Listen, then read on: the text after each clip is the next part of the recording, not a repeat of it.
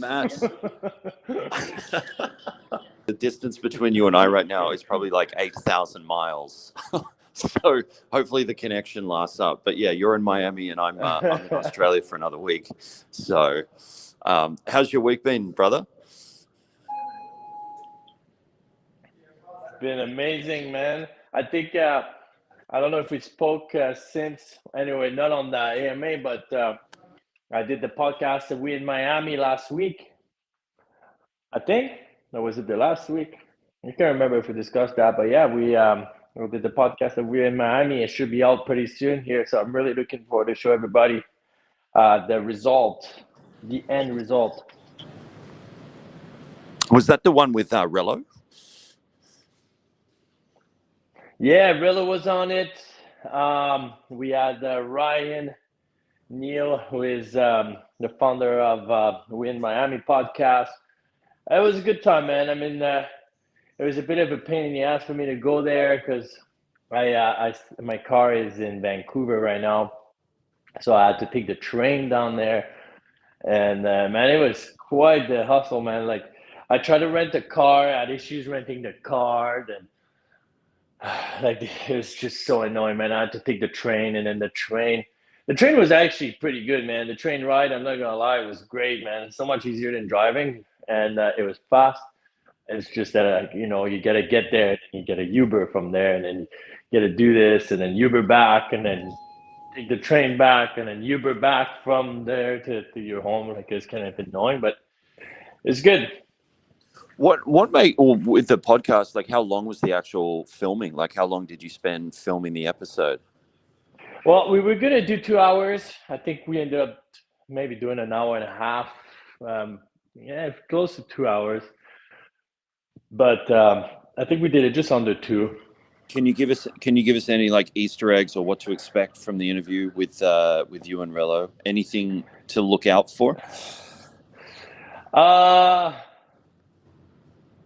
I mean, yeah, definitely. Like Rello's campaign that's coming, man. Like, that's pretty big for us. I think it's gonna be, um, something similar to what Rihanna did in the past, selling NFTs of her album, and everyone's kind of participating in the profit sharing from the streaming platforms.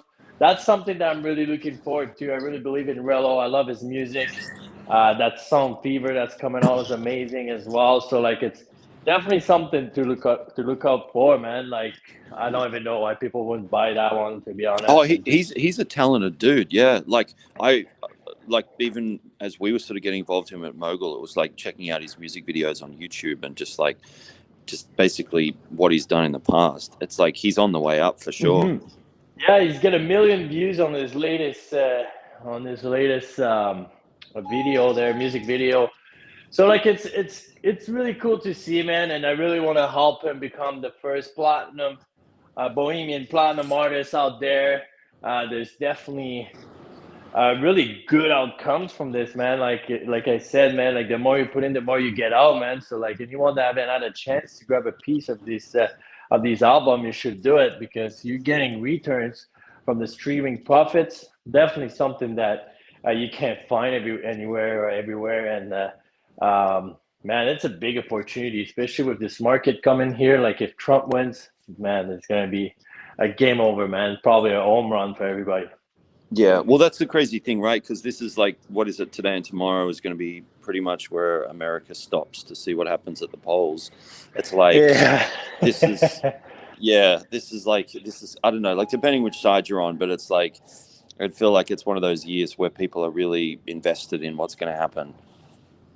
Yeah, no, 100%, man. And like I said, to some people, let's remember that if we can disagree on things respectfully and stay united, and it's just about building a better future altogether. And it's not about being divided, man. Like, I feel like these elections divide a lot of people, and it's okay to disagree and agree, man. Like, it doesn't mean we need to hate each other and yell at each other and rip flags off here and rip flags off there and tear things down. You know what I mean?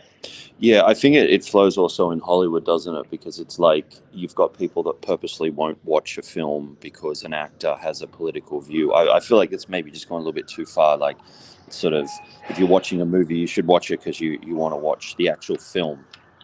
Definitely, man. Yeah, like a lot of people are very extreme about that stuff, and there's always two sides of a story, man. And like when it comes down to politics, always remember that these guys are going against each other, and they will take things purposely out of context and push another different narrative behind it that couldn't even like might not even be true. It can just be made up. You know what I mean?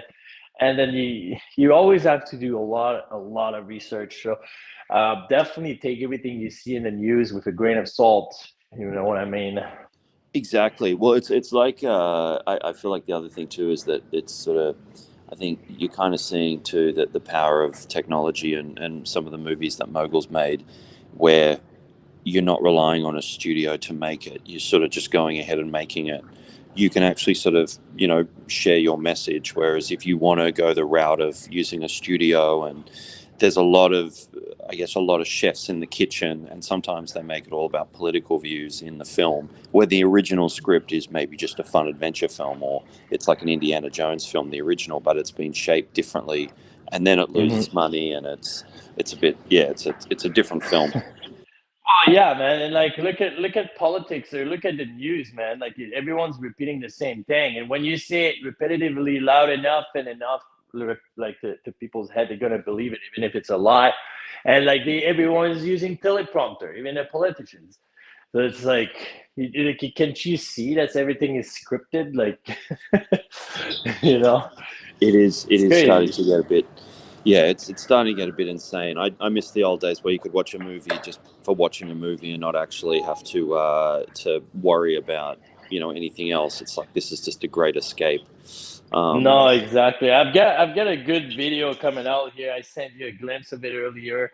I've worked on it today, and it's literally talking about a bit of the check boxes that they're doing in Hollywood, and it's kind of ruining the originality of the films and what creators really want to show to people.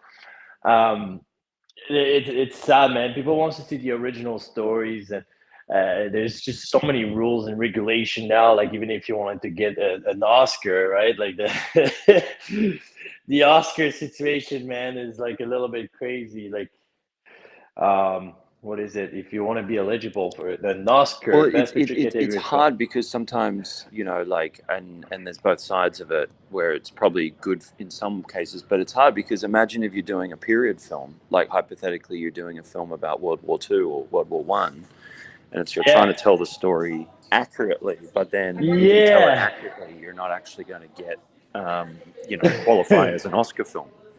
No, you're gonna, yeah, like that's the thing, man. Like, what the hell? Like, it's crazy, man. But yeah, now you need to have a few different things, man. Like at least two of the following four diversity, equity, and inclusion criteria. So there's the what on-screen representation, creative leaderships, industry access and opportunity.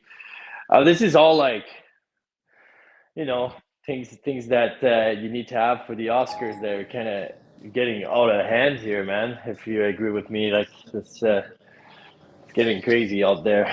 It's definitely getting harder to tell a story truthfully, um, and I think that's the danger because people obviously want truth when they tell a story. Um, but speaking of truthful stories, Clutch, the trailer for Clutch came out, which is Really one of good. Mogul's recent films. Looks awesome. Shout out to Randy and Michael, the Yes. director, and Sadie and all the cast. How good does it look? It looks amazing, man, and it's gonna be a good trail. I'm looking forward to watch the whole thing. To be honest, I haven't seen the sizzles or anything from Randy.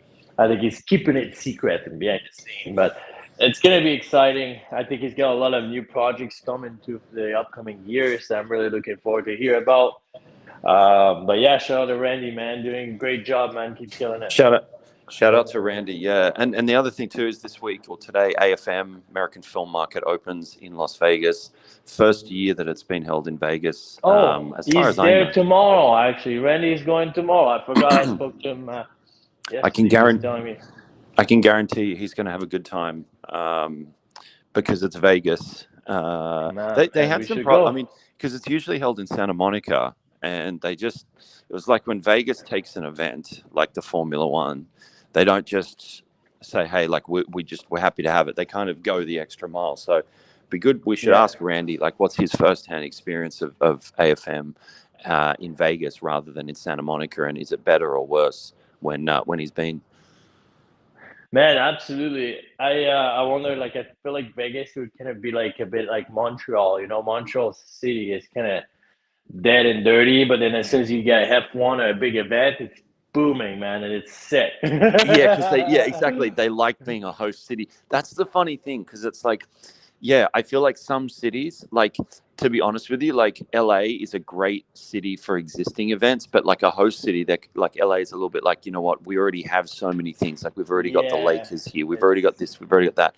They don't need, like, they're not it's vying to get watered things. down. Yeah, they're not like desperate to kind of keep things. Whereas I feel Mhm. like you said, Montreal is like they know how to put on a show because they're like, hey, like, you know, we want this to come back. Yeah, absolutely. No, I get it, man.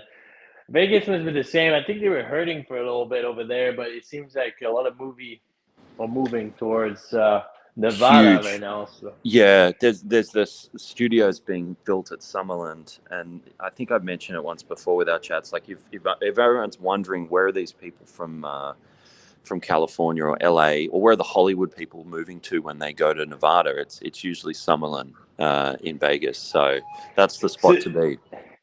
did you see the tax incentives were increased to 750 million in Los Angeles or California, I guess I should say. But there's only a few eligible production types that are entitled. I thought it was interesting timing right around the election, like, you know, a It, week and it a half is, before, like they and put then the you press start release out. the yeah, yeah. And then you start looking into it, and then it's only eligible production types. Okay, so there's only feature films, pilots, or scripted television. So animation, commercial, documentaries, game shows, post only, reality televisions do not have that. Like they're not Well, entitled. well, So basically, most of it. you know what the crazy thing is, dude, is like, I mean, this is from someone who lives in LA, but it's like usually the problem for people shooting there is not just like what, like that article is great. It's certainly like a step in that direction, but it's like if you shoot in LA, it's like just to sort of lodge your permits, it's nearly $1,000 just to lodge Oh man, permits. Like if you shoot in somewhere like Nevada, it's like you get a response straight away. It's a couple of hundred, and you can shoot wherever. boom, It's that's it's it. so much harder just to shoot in LA, and so that's why the studio they make so much money off the studios, because it's like if you're doing a Marvel film or a Warner Brothers $200 million film, it's like, yeah, like they'll just write a check for whatever it costs to get it made. Yeah, yeah, But yeah. it's all those like other productions where it's like they could shoot in, you know, hypothetically North Carolina or Atlanta or New Mexico, get 35% of the tax credit back, but also just the process of shooting there, it's so much more cost effective. So That's yeah, funny that you said the Marvel because I just saw the Avengers doing the call for Kamala. I thought it was so lame. it's well, I feel like it's I would love to just see films not be getting into the political thing. I just love to I see them know, being like, man. Me too. just And it's a it's film. like everyone just comes out like that. Like it's like how much did you get paid, man? Like you should like no people like on either side. People should get involved in this. Like it's the people, man. Not let's stop trying to influence and shit. You know? Oh, dude, 100%. I think that's the way to be. Yeah. We're going to wrap up in a second, but Matt, quick shout out. What else has been going on this week already, or what's coming up for you this week in the film space? We've got a lot of great content coming. Hopefully, the Win Miami podcast is going to be out. I've been in discussion with Before They Were Famous and Famous Entertainment for some new things, like new great content that we will be pushing for Mogul. I've got a few other projects that I would like to onboard. I'm just kind of sitting back on it a little bit, hoping to see what happens with Relo's campaign first, because we've got a lot in the plate and in the pipeline here. So I don't want to get too much distraction too. You know what I mean? Like I really want to push a successful campaign on Relo. So like if we bring other projects right now. I feel like it might distract the attention from Relo's campaign to something else. So we're also sitting and seeing what's going to happen with this election, like everyone else is doing. So that's pretty much it is happening, man. Nothing too crazy right now. The it is a good point until the election sort of dies down. I think everyone in Hollywood's kind of looking at what's the best direction is for them to be in the rest of the year. Mm-hmm. But yeah, I mean the good thing is that yeah, we have Clutch coming out with Mogul. City of Dreams is slowly doing more of its releases around the world. We'll give you updates there. We've also got the exciting news. Your interview, can't wait for that, Matt. I've already seen stuff Same, man. starting to go out. So that's something we need to shout out next week when I've listened to it properly, and I'm going to have some questions for you. Let's Rella, go. yeah, we've got Relo's campaign, Harvester of Eyes, and we're also going to ask Randy what AFM was like in the meantime. Absolutely, man. We're gonna have a lot to catch up to do on the next one, man. That's it. Well, that's our quick wrap up for this week. Matt, like I said, I'll be back in Los Angeles next week. But for now, if you need anything from Australia, let me know. For sure. and Thanks, yeah, brother. great job on the interview, my friend. And we'll speak soon. All right, my man. Take care. Stay safe, man, from all these crazy animals out there, man. I know that everything's trying to kill you in Australia. I've got a crocodile looking at me right now. Yeah, spider and like a venomous snake looking at you at the same time. Oh yeah, oh yeah. There's All right, everything man. here. It's always good to hear from you, brother. So let's catch up soon. I love it.